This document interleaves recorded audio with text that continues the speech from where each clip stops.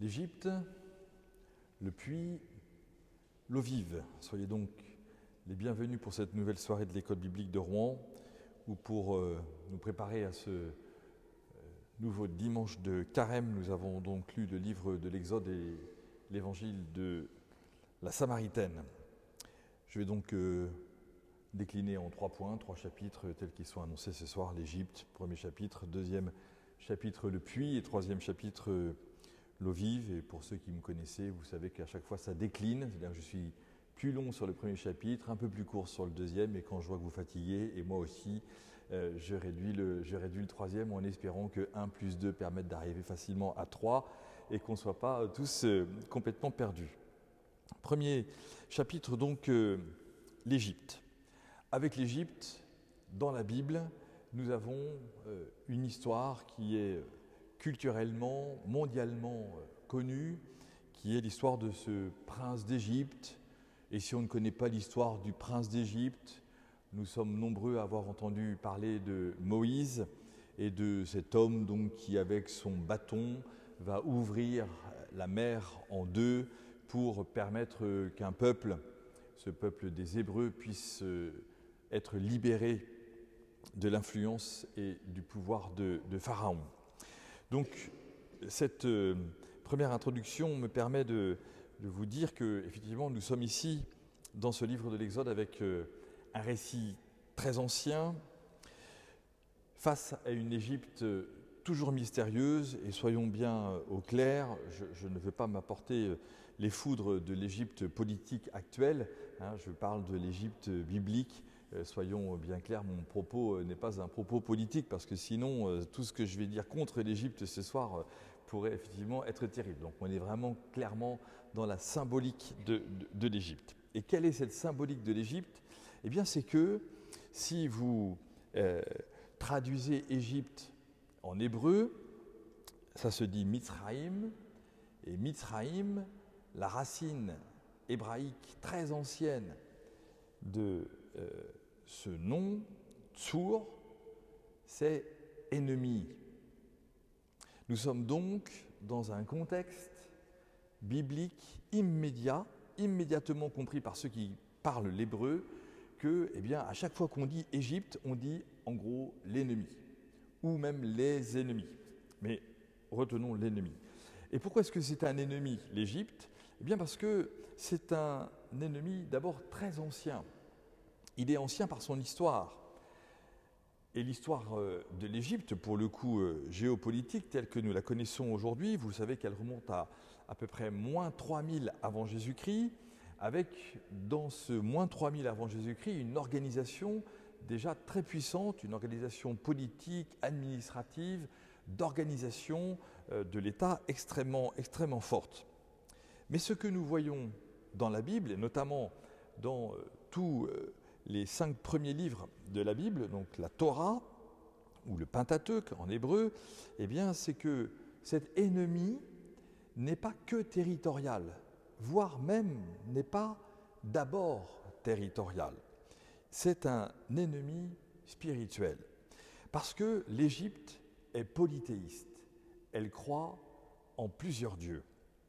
Donc ce foyer de culture puissant, extraordinaire, d'architecture magnifique avec ses pyramides, ce foyer de sagesse avec son écriture si particulière et si mystérieuse, est considéré par Israël comme un véritable danger, parce que quand l'Égypte se présente avec ses pyramides, ses pharaons et son organisation extrêmement stable, l'Israël que nous connaissons et dont on parle dans la Bible est lui un peuple nomade, itinérant, sans écriture, et qui se passe des histoires par voie orale pendant qu'il y a des bibliothèques en Égypte.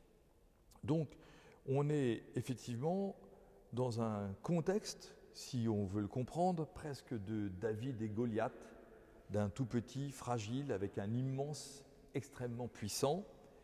Nous avons un peuple qui se déplace, Israël, nomade, et une population qui est dirigée, les Égyptiens, par une structure politique extrêmement forte.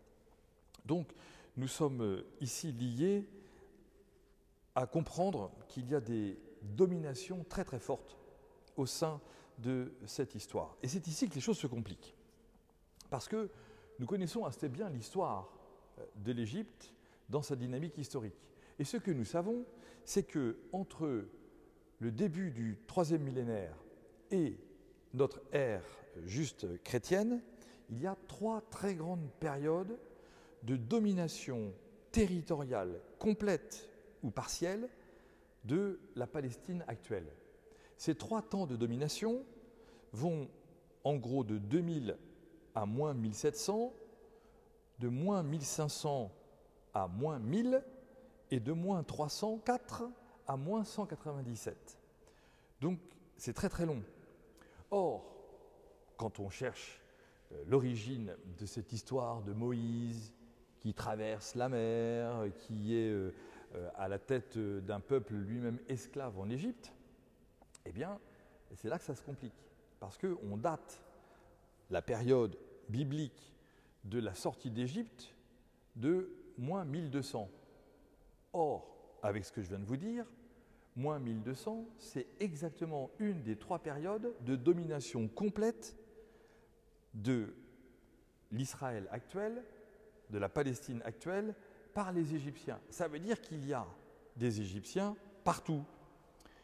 Donc s'il y a des Égyptiens partout, est-ce que ça ne voudrait pas d'abord dire que la sortie d'Égypte telle qu'elle nous est présentée, sans aucune date dans la Bible, ne serait que symbolique et qu'elle nous permettrait de comprendre au-delà de la simple notion de territoire. Parce que, en gros, à quoi cela nous sert à nous, aujourd'hui, de lire ces lectures de sortie d'un territoire par Moïse, si ça n'est que symbolique, si ça n'est que historique? Il faut que nous arrivions à trouver la symbolique spirituelle forte et telle qu'elle est écrite dans la Bible. Or, ce que nous découvrons, c'est qu'effectivement, même avec 40 ans de marche dans le désert, ce que l'on nous dit dans la Bible, je fais moins 1250 plus 40, on est à moins 1210, il y a encore 150 ans de présence égyptienne sur la terre d'Israël. Donc, il y a un blocage.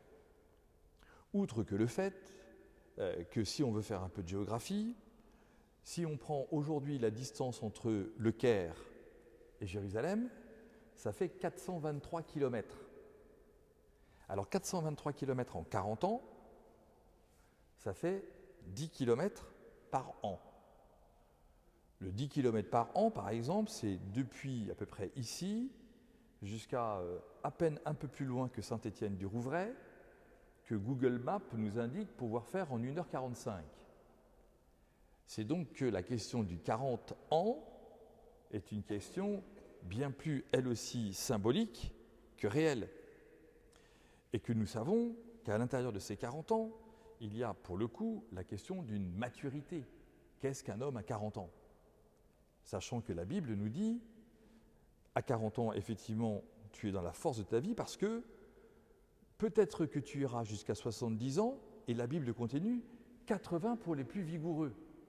Donc on est effectivement, à 40 ans, dans la Bible, à plus que la moitié de l'âge de sa vie entière. Et si on dit la moitié, ça veut dire qu'on peut couper en deux. Ah, je coupe quoi en deux? La mer ou ma vie? Quel est le passage de 0 à 40 et de 40 à 70 ou 80 pour les plus vigoureux? Voilà ce que nous enseigne ce récit du livre de l'Exode, absolument puissantissime. C'est donc que clairement, nous ne sommes pas ce soir, avec ce livre de l'Exode, dans un récit biographique, soit de l'histoire de Moïse, soit de l'histoire du peuple hébreu avec l'Égypte, mais que nous sommes exactement dans un point majeur de l'unité du salut réalisé par Dieu au milieu des peuples ennemis. Ces peuples ennemis qui ont eux-mêmes une juridiction et des lois qui vont jusqu'à dire combien de garçons les femmes peuvent avoir lorsqu'elles sont des femmes esclaves. Par contre, ce qui pour nous est extrêmement puissant tout de suite, c'est que entre eux,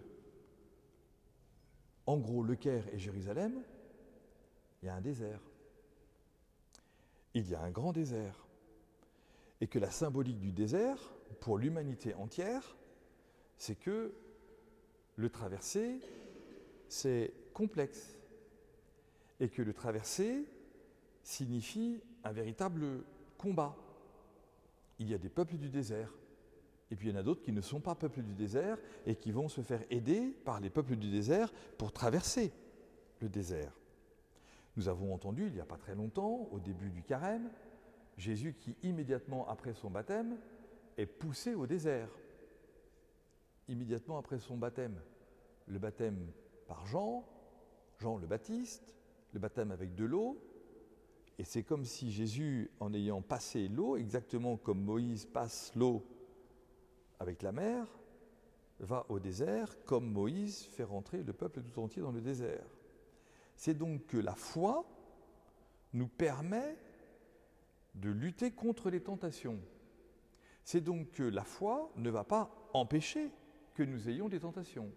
Ça n'est pas parce que je crois en Dieu que je n'ai pas de difficultés dans ma vie. Ça n'est pas parce que Dieu m'accompagne que du coup je vais mener une vie, même spirituelle, qui sera tranquille. Bien au contraire, pour bien des raisons. Et que se passe-t-il dans ce désert ? On nous dit que Moïse va sur le Sinaï, au milieu de ce désert, et qu'au sommet de ce Sinaï, de cette montagne, il va recevoir les 10 commandements. Écoute Israël, le Seigneur notre Dieu est l'unique. Tu aimeras le Seigneur de tout ton cœur, de toute ton âme, de toute ta force. Honore ton père et ta mère, tu ne tueras pas, tu ne mentiras pas, tu ne voleras pas, tu ne convoiteras pas le bien de tes voisins. Ce qui signifie que l'on nous dit très clairement ici que puisque l'Égypte est partout, et bien qu'au cœur de cette permanence de l'Égypte, au cœur de cette administration impériale égyptienne, hostile à la fois en un Dieu unique, Israël se construit une histoire par la force de sa foi. Face à l'ennemi, plutôt que d'être hostile, Israël construit sa vie, sa foi, son temple, son écriture, son organisation autour du Dieu unique. Là où Israël est confronté avec une autre organisation, plutôt que de dire « je vais me donner un roi », Israël dit « Dieu est mon roi ». Plutôt que de se soumettre en interne de ce peuple à un roi, eh bien, Israël dit « mon chef, c'est Dieu ». Ce qui signifie que l'on voit déjà dans ce livre de l'Exode le futur grand échange de Jésus avec ses détracteurs quand on lui demandera s'il faut que ses apôtres payent l'impôt. Sous-entendu, au César. Et Jésus répondra « Rendez à Dieu ce qui est à Dieu et à César ce qui est à César ». C'est-à-dire qu'au milieu d'un système et sans en sortir, le croyant a son propre système, don de Dieu pour sa vie. Le croyant, donc, respecte le système en place tant qu'il n'atteint pas à sa conscience. Il paye des impôts, il construit des maisons ou des pyramides, il crée des familles, il travaille, il noue des relations avec tous. Et il peut le faire sans aucune difficulté parce qu'il sait aussi les limites de cet empire temporel. Car lui a connaissance, par grâce, d'un autre royaume, qui est le royaume de Dieu. Alors, le croyant, l'hébreu, n'a pas peur de Pharaon. Alors, le juif ou le chrétien n'a pas peur de César. Mais il reconnaît son autorité. Quand elle porte atteinte à sa foi, il ira, si nécessaire, jusqu'au martyre préférant la mort à la prostitution, gardant la fidélité à son Dieu unique plutôt que de donner sa vie à un système qui adore plusieurs dieux. Alors, Israël devient au milieu de l'Égypte ce fameux Eretz Israël, la terre d'Israël, la terre de la foi. Israël est donc le lieu permanent du rejet de l'idolâtrie. L'exil en Égypte, tel qu'on nous le raconte dans la Bible, c'est à cause du péché de l'idolâtrie. On a vendu notre frère. La vente du frère, c'est pour le sacrifier. C'est l'histoire de Joseph et de ses frères. Et donc finalement, ce que nous découvrons avec ce livre de l'Exode, la première lecture que nous avons entendue aujourd'hui, c'est qu'on ne sort jamais de l'Égypte. On ne sort jamais du système politique qui organise notre vie en société. On n'en sort jamais. Et que c'est donc normal qu'il y ait toujours autour de nous des ennemis dans un système politique. Parce que ce système politique n'est pas un système religieux. Et que ce système politique organise donc la vie de tous les citoyens, si vous voulez le dire ainsi, et qu'au milieu de tout cela, eh bien, les croyants disent « Je crois, moi, au royaume de Dieu. Je crois en ce Dieu unique. » Alors, je reconnais que l'enjeu, c'est donc mon Israël. Et quel est mon Israël ? Mon cœur. Mon cœur est le Eretz Israël. Mon cœur, c'est le lieu de la présence de Dieu. Et pas sur un territoire. C'est mon cœur. Alors, mon cœur est-il le lieu de la terre promise ? Regardez encore, pour finir sur ce chapitre sur l'Égypte. Revenons un tout petit peu à notre personnage préféré, Momo, prince d'Égypte, Moïse. Son histoire biblique est intégralement copiée sur une autre histoire vraie, une histoire historique, celle de Sargon Ier. Tout le monde est ami de Sargon Ier. Sauf que notre ami Sargon Ier, c'est un roi de Mésopotamie. On est donc très très loin de l'Égypte. Or, l'histoire de Sargon Ier, elle est de 500 ans plus vieille que l'histoire supposée de Moïse au XIIe siècle, avant Jésus-Christ. On nous raconte l'histoire de la naissance d'un petit garçon qui va devenir roi, qui est mis par sa maman dans un couffin, enrobé de goudron, jeté dans le fleuve et recueilli pour être éduqué pour devenir roi. La seule différence, c'est que le copiste juif de l'histoire de Sargon, qui va donc y mettre l'histoire de Moïse, nous présente le fait que Moïse a 2 mamans, alors que Sargon n'a qu'une maman. Et donc tout ce que je viens de vous dire sur la compréhension pour Israël et pour nous les croyants qu'il y a un empire politique et un royaume divin est concentré sur la personne de Moïse, qui va devenir prince d'Égypte, qui va donc avoir des responsabilités immenses au cœur de cet empire politique, pour ensuite devenir le chef du peuple chrétien. Moïse, finalement, avec ses 2 mères, une mère égyptienne et la mère hébreu, Moïse, par son nom, est égyptien et par sa naissance est hébreu. Il y a donc cette double appartenance qui annonce celle de tout croyant. J'appartiens à un peuple et j'appartiens à la foi.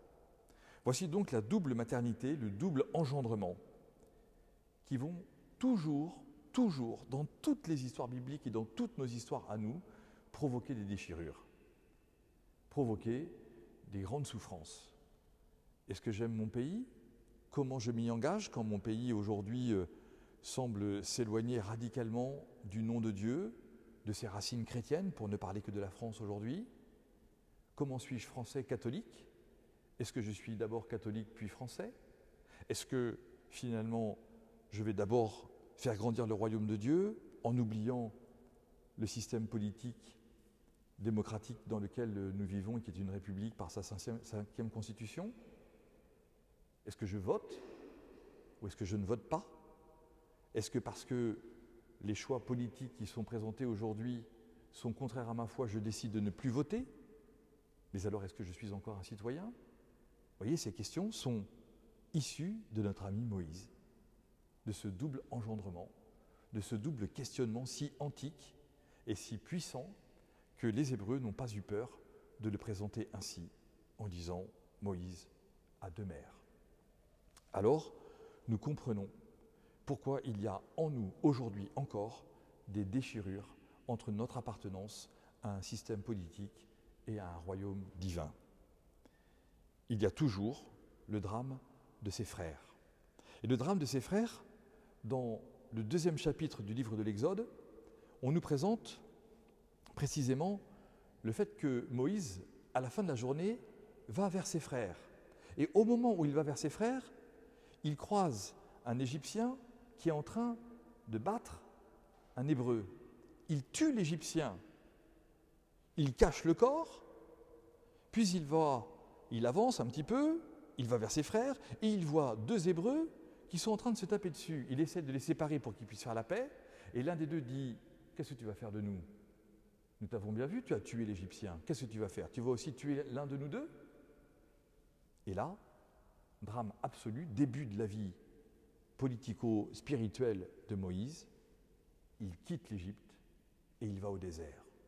Nous avons donc véritablement une peur permanente liée à cette appartenance permanente que nous ne pouvons pas quitter d'être dans un monde organisé avec des gens qui ne croient pas comme nous, et de nous dire comment et quand suis-je fidèle, oui ou non, à ce Dieu qui s'est révélé à moi et qui me dit « Crois-tu que mon royaume, que tu ne verras jamais parce qu'il est dans ton cœur, est plus grand que le royaume auquel tu appartiens ?» Moïse quitte l'Égypte, il jette ses vêtements de prince d'Égypte, il va dans le désert, et là, il est fatigué par sa marche, et il s'arrête à un puits.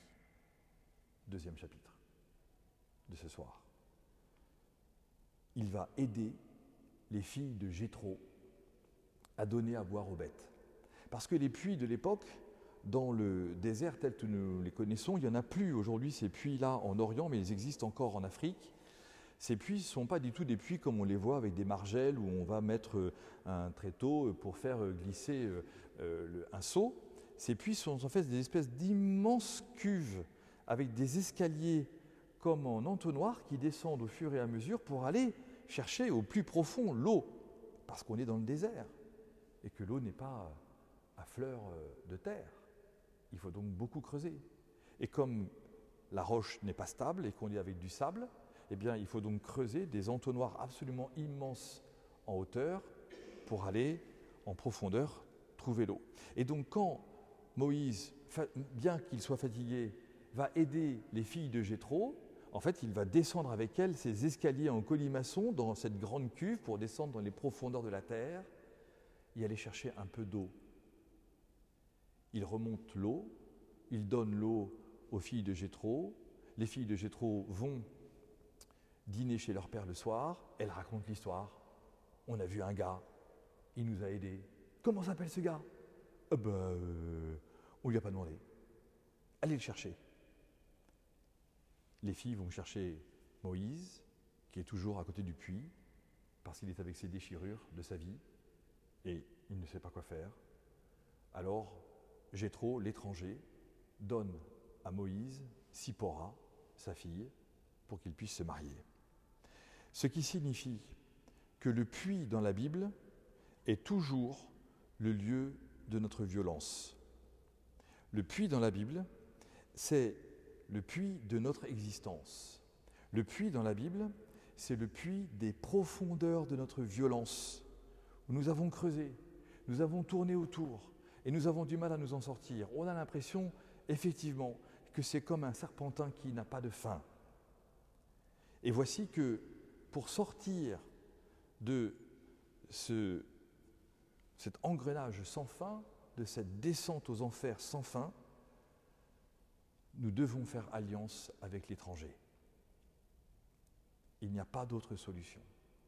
Faire alliance avec l'étranger va être l'occasion pour nous unique, l'unique solution donnée au cœur de la Bible, parce que de toute façon, je suis devenu étranger à moi-même. Qui est Moïse lorsqu'il aide ses filles de Jéthro? Lui-même ne le sait plus. Le jour d'avant, il était prince d'Égypte. On courbait la tête devant lui. Le jour d'après, il est criminel, homicide. Il se fâche avec ses propres frères. Il quitte ses frères. Il arrive dans le désert. Moïse ne sait plus lui-même qui il est. Il est devenu étranger à lui-même. Alors il descend dans les profondeurs de son existence. Et il va falloir que ce soit un étranger qui en sorte pour lui donner son épouse, une étrangère. C'est l'alliance des étrangers qu'on retrouve dans l'alliance de Dieu avec l'humanité. Nous ne sommes pas Dieu, et Dieu se fait l'un de nous, nous qui sommes étrangers à nous-mêmes, pour que nous puissions recevoir une vie nouvelle. Alors Jéthro organise effectivement cette rencontre nouvelle. C'est le temps de l'alliance. Le puits, c'est toujours le temps de l'alliance, toujours au cœur de la violence. Parce que quand je suis au puits, j'ai soif et je ne sais pas toujours comment aller chercher de l'eau. Et celui qui manque d'eau est dans une violence terrible, parce qu'il est au pied de cette source possible de sa vie et il ne sait pas comment puiser de l'eau. Alors, c'est l'étranger qui vient au puits. Je voudrais me reposer, mais je n'y arrive pas. Je voudrais boire, mais je n'y arrive pas. Je voudrais discuter, mais nous ne parlons pas la même langue. Comment toi, qui es juif, tu parles à moi, une Samaritaine? Les apôtres, en arrivant, voient Jésus parler avec les Samaritaines, et pour autant personne ne lui dit « Comment, Jésus, tu parles avec une étrangère ?» Et non, parce que ce Dieu dans lequel nous croyons parle avec chacun d'entre nous, et nous sommes tous des étrangers. Au milieu du désert, le puits est essentiel, à la fois pour boire, mais aussi pour reconnaître mes fragilités, mes faiblesses, mes blessures, mes trahisons. Quand tout est aride, le puits va devenir un lieu stable où je vais m'arrêter et faire le point. Au début de ce livre de l'Exode, Moïse rencontre Sipora, sa femme. Au début de l'évangile de Saint Jean, Jésus rencontre la Samaritaine, symbole de l'alliance de Dieu avec l'humanité. Encore une étrangère. Mais cette fois-ci, c'est pour une alliance nouvelle et éternelle. Dieu n'est pas étranger à l'homme, mais l'homme s'est rendu étranger à Dieu. Alors Dieu se fait homme pour une nouvelle alliance au puits de Jacob. Ah, le puits de Jacob, ce soir, dans l'évangile de la Samaritaine. Mais qui est ce Jacob? Le patriarche. Abraham, Isaac et Jacob. Mais alors Jacob, c'est qui? Jacob, c'est celui qui a combattu contre Dieu, à tel point qu'il en est blessé dans sa hanche et qu'il boite. C'est donc bien que le puits de Jacob, c'est le puits de la blessure. C'est donc bien que le puits de Jacob, c'est le puits d'un combat avec Dieu. Veux-tu choisir Dieu, oui ou non? Veux-tu permettre que Dieu descende avec toi dans ce serpentin très profond de ton existence pour aller faire jaillir de l'eau vive? Veux-tu recevoir ce Dieu étranger à ta vie qui se fait l'un comme toi dans ton humanité et qui te dit « je veux te sauver ». Le puits est donc toujours le lieu de l'aridité, le révélateur permanent de ma blessure spirituelle. Tu as été idolâtre, tu as oublié Dieu, ce Dieu unique. Alors il vient te chercher, c'est lui qui est là. Il te révèle, comme à la Samaritaine, tous ces lieux d'idolâtrie qui sont symbolisés par les 5 maris plus 1. Va chercher ton mari. Je n'ai pas de mari. Ah bah tiens, pour une fois tu dis la vérité. Parce que tu en as eu 5 et celui que tu as aujourd'hui, ce n'est pas ton mari. Elle est multi-idolâtre. Quel est le bon mari alors? Quel est le bon Dieu? Quel est le Dieu de l'Alliance qu'on me propose avec ce Dieu nouveau au puits de Jacob? Quelle recherche de l'amour, cependant, devons-nous entendre de la part de cette femme? Et nous en connaissons des amis qui cherchent par tous les moyens le sens de leur vie. Et nous en connaissons certains de nos amis qui sont complètement idolâtres Ce n'est pas forcément de leur faute. En tout cas, il y a une vraie recherche. Ils sont pris par le système. Et étant pris par le système, c'est à nous de pouvoir leur montrer qu'il y a un autre système dans le système et qu'il ne va pas falloir quitter le système, mais pouvoir le recevoir pleinement pour vivre à l'intérieur de ce système en étant porteur d'une espérance nouvelle. Cette espérance qu'il y a un Dieu qui connaît ton cœur, qui vient dans les profondeurs de ton existence, qu'il y a un Dieu qui vient te chercher à midi. À midi, pour nous qui sommes ici, sur le lieu de la mort de Jeanne d'Arc. Vous savez que Jeanne d'Arc se confessait quand elle partait en guerre, tous les jours à midi. Et pourquoi se confesse-t-elle à midi, Jeanne d'Arc? Parce qu'elle connaît l'Évangile et qu'elle se donne comme exemple la Samaritaine qui vient à midi, parce qu'à midi, le soleil est haut et que Jeanne d'Arc ne voulait pas cacher à Dieu ses péchés. Elle ne voulait pas qu'il y ait d'ombre dans sa confession de ses péchés. Sauf que cette Samaritaine, pourquoi vient-elle à midi? Parce qu'elle n'a plus d'amis. Parce que forcément, dans le petit village où elle habite, on peut imaginer qu'il y a au moins 5 ou 6 femmes qui ont été les épouses des maris qui ont été ses maris à elle. Elle n'a donc plus d'amis, elle ne peut plus venir avec ses femmes puiser de l'eau le matin. Cette femme est devenue étrangère elle-même à son propre village, à sa propre tribu, à son propre pays, à son propre peuple. Avec qui fait-elle alliance? Avec personne. Personne n'est là pour l'aider. Alors que se passe-t-il? Eh bien, elle décide de créer une autre vie à côté, une vie d'étrangère dans son village. Quand les femmes, le matin, vont chercher de l'eau, avant que le soleil ne tape trop fort, elle attend et elle pleure. Et chaque jour, elle va à midi chercher de l'eau dans ce puits. Elle préfère souffrir et elle se dit qu'elle est responsable.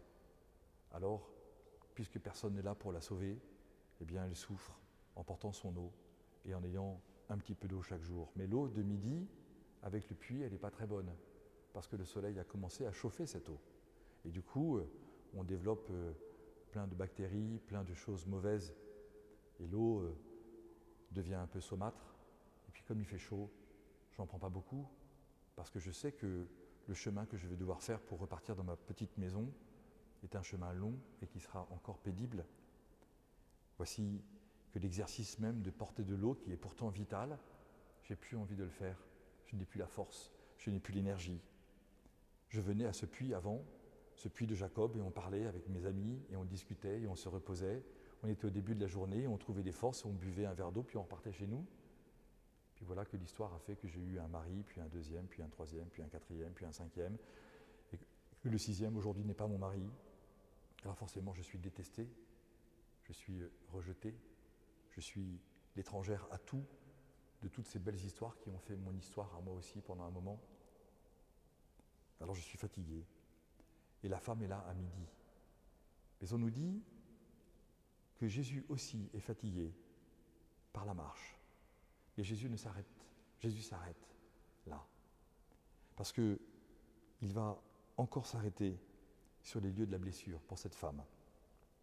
Veux-tu cette alliance nouvelle et éternelle? Donne-moi à boire, dit Jésus. Et ça se transforme, vous l'avez vu, avec un renversement complet de l'évangile, où finalement, c'est Jésus qui dit « Je voudrais te donner à boire ». Ben oui, alors donne-moi de l'eau pour que plus jamais je n'ai à venir ici à midi, parce qu'à chaque fois que je sors de la maison, il y a au moins 6 maisons dans le village de gens qui se moquent de moi en disant « Regardez celle-là qui a couché avec tous les hommes du village et qui sort à midi, vraiment elle n'a pas honte ». Oui Seigneur, donne-moi à boire pour que je ne vienne plus jamais à ce puits. C'est pas ça dont je veux te parler, Samaritaine. Ton puits, c'est ton cœur. Et je voudrais que depuis ton cœur, tu puisses comprendre que moi, qui suis étranger pour l'instant à ton existence, je pourrais être ton nouvel époux, l'époux de l'alliance nouvelle et éternelle. Je suis l'agneau de Dieu, je suis le rédempteur de ta vie. Je suis celui qui vient au cœur de ton existence et qui ne compte pas tes 6 époux, mais qui compte ton cœur et qui dit que puisque ce cœur a été créé par Dieu, toi aussi tu peux redevenir Israël. Toi aussi, tu peux rentrer à nouveau dans l'alliance avec ce Dieu qui connaît ton cœur. Veux-tu de cette guérison profonde à laquelle tu ne penses même plus? Toi qui t'es mise hors de toute relation, même pour venir chercher de l'eau, ce qui est pourtant vital. Voici le puits de Jacob qui redevient un puits de fraîcheur. Voici le puits de Jacob qui redevient, parce que c'est un lieu de combat, le lieu de la vérité, le lieu de la profondeur. Le Christ est là. Dieu fait alliance avec nous, nous tous, les étrangers, infidèles et idolâtres. Voici le cœur de notre foi. Quand je deviens propriétaire du puits, l'eau devient saumâtre et je n'ai personne pour venir s'asseoir avec moi, pour me reposer, discuter, échanger et faire alliance. Alors dans le fond de mon cœur, j'attends l'eau vive. 3e chapitre. Nous voici encore dans le désert. Cette eau vive, elle est encore liée au désert. L'eau vive, les Hébreux la voient, vous savez où? Non pas en Égypte, mais à Babylone.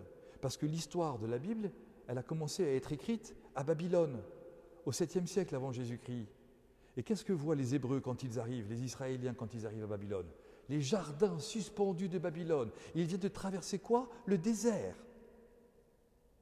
Ils découvrent qu'il y a un peuple qui vit au milieu du désert et qui a réussi, et ça c'est historique, à créer des citernes à partir de la rosée du matin et de cette petite eau qui coule de temps en temps entre le Tigre et l'Euphrate et qui va pendant quelques semaines par an transformer la plaine de Ninive en une espèce d'immense lac intérieur. Et pendant tout ce temps-là, les Babyloniens vont réussir à créer des canaux, à créer des espèces de piscines, des amphores, des jarres, dans lesquels ils vont pouvoir garder l'eau pendant les 10 mois de grande aridité. Mais comme ils veulent effectivement reconnaître que cette eau vive, ça n'est pas eux qui l'ont créée, ils vont créer un jardin. Ce jardin en babylonien se dit Pardes, P-R-D-S, que nous avons traduit par paradis. Alors, quand les Hébreux, vous vous rendez compte, voient que Jérusalem a été détruite, ils arrivent à Babylone et ils découvrent l'Éden, ils découvrent le Pardes. Ils découvrent qu'il y a une eau vive qui coule en goutte à goutte sur les remparts de Babylone, qui donne naissance à un jardin absolument extraordinaire, une des 7 merveilles du monde. Oui, pourquoi est-ce que c'est une merveille? Parce que ça ne sert à rien. Et que le jardin ne sert à rien. Au milieu du désert, on aurait pu penser qu'ils auraient fait pousser des fruits et des légumes, qu'ils auraient eu des grands arbres pour donner de l'ombre. Non, ils font des jardins avec des fleurs. Parce que c'est leur culture. C'est la culture du beau. Et quand j'ai de l'eau vive, je deviens beau.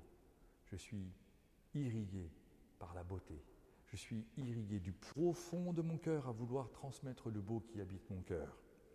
Ça ne veut pas dire que je n'ai pas de combat, ça ne veut pas dire que je n'ai pas de difficultés, ça ne veut pas dire que je n'ai pas de trahison, mais ça veut dire que Dieu ne cesse jamais de me dire que du fond de mon cœur peut jaillir une eau vive. Alors effectivement, mon jardin, mon cœur devient un jardin. Alors effectivement, mon cœur devient le jardin d'Éden. Alors effectivement, mon cœur devient le Pardes de la Mésopotamie, qui n'a rien à voir avec l'Égypte, mais on n'a aucune complexité, aucun complexe dans l'histoire de l'écriture biblique à dire qu'en une seule phrase, on a un mot mésopotamien, babylonien, un mot hébreu et un mot égyptien, et que c'est tout cela qui fait la compréhension que ce Dieu étranger vient à notre rencontre. Rien n'est gaspillé, tout est donné. Le goutte à goutte devient l'eau vive. Voici l'eau de la culture, voici l'eau de la beauté, voici l'eau de la paix. Quand Israël se rebelle contre Dieu, comme dans le livre de l'Exode, le voici ce Dieu qui dit à Moïse, prends ton bâton et frappe le rocher. Frappe ce rocher. Ce rocher, c'est quoi? C'est Golgotha. C'est le Golgotha, le crâne de ton existence. Là où tu penses que rien ne pourra plus jamais jaillir. Mais c'est de là que jaillira la croix du Christ. Et c'est de là que le vendredi saint jailliront l'eau et le sang du côté ouvert du Christ. Alors effectivement, frappe le rocher, frappe le Golgotha de ton existence, frappe parce que c'est ici que Dieu veut faire alliance avec toi, parce que c'est ici que Dieu veut donner pour toi une eau vive, une eau qui coule, une eau qui guérit, comme Naaman le Syrien, à qui le prophète a dit « Va te plonger dans le Jourdain 7 fois de suite ». Et Naaman, qui n'était pas content, a dit « Mais moi aussi j'ai de l'eau dans mon pays, je peux faire un bain dans mon pays et me plonger 7 fois ». Et là, il y a un petit qui est venu voir Naaman en disant « Si on t'avait demandé de faire une grande chose, tu l'aurais faite pour être guéri, alors on te demande un petit truc ridicule, pourquoi ne le fais-tu pas ?» Alors Naaman va se plonger 7 fois dans le Jourdain et il est guéri. Parce que c'est une eau vive, parce qu'il a décidé de laisser son cœur s'ouvrir, son cœur d'étranger à Dieu pour devenir l'ami de Dieu. Et puis vous avez Jésus qui rencontre ce paralysé qui est là depuis 37 ans à côté d'une piscine, la piscine des ablutions, la piscine de la purification pour le temple de Jérusalem. Et il y a plein de gens qui sont autour de cette piscine, plein d'handicapés. Et Jésus vient voir cet handicapé en disant « Mais pourquoi tu restes là ? T'as vu ton état ?» Et ce paralytique dit à Jésus « Ça fait 37 ans que je suis là, mais je suis tellement paralysé. » Ben oui, tu es tellement paralysé par tellement de peur depuis 37 ans. Tu es tellement bloqué de partout, tu t'es fait des nœuds à tout, même à ton corps, qu'effectivement, au moment où l'eau bout, où l'eau vive arrive, il y en a déjà un autre qui, le premier, s'est plongé. Alors vas-y, lève-toi et marche. Prends ton brancard et va-t'en. Rentre chez toi. L'eau vive, elle est là. C'est pas de se plonger dans une piscine. L'eau vive, elle vient quand je suis capable d'écouter Dieu qui parle à mon cœur et non pas d'écouter des dieux qui viennent parler à mon cœur pour me rendre idolâtre. L'eau vive, elle donne la vie éternelle. L'eau vive n'est pas stagnante, l'eau vive n'est pas morte. Comme toi, marche dans le désert. Et comme toi, cette eau se ferait dans ton désert un chemin pour irriguer ton cœur. Tu reçois alors cette eau comme tu ne l'as jamais encore reçue. Et alors, tu n'auras plus jamais soif. La question ne sera pas de venir au puits, la question sera au contraire de pouvoir laisser ton cœur devenir un puits où les gens pourront venir puiser leur eau à eux quand ils seront des étrangers à eux-mêmes. Alors effectivement, nous comprenons à quoi sert le baptême. Il est un jaillissement permanent dans le don de Dieu qui nous a été donné par le Christ en mourant sur la croix. Voici le Dieu qui plante sa croix sur notre crâne, sur notre rocher, pour nous dire de ton propre crâne peut jaillir de l'eau vive de ta propre existence. Voici la vie divine. Ta vie était détruite, tu n'avais plus envie de rien. Je viens planter ma tente chez toi. Vite, dit la femme de Samarie aux gens de son village, venez voir, il a dit tout ce que j'avais fait. La femme révèle ses faiblesses et les hommes du village sortent du village. Cette femme unique, elle, seule, guérie, va permettre à tout un village de rentrer à nouveau dans l'alliance. C'est la raison pour laquelle Jésus nous dit sans cesse, n'ayez pas peur. C'est la raison pour laquelle nous sommes le temple de Dieu, d'où jaillit cette eau en abondance, non seulement pour nous purifier, comme on le voit dans le livre d'Ézéchiel, mais aussi pour que nous puissions apporter la paix à ceux que nous rencontrons. L'eau jaillit du Christ, l'agneau de Dieu au milieu de la ville sainte du livre de l'Apocalypse. Voici celui qui enlève les péchés du monde parce qu'il me nettoie, il me purifie, il me sauve. L'eau vive est donc celle du passage de la mort à la vie. C'est l'eau du baptême, c'est l'eau qui sauve parce que le Christ nous la donne en abondance. Je vous remercie.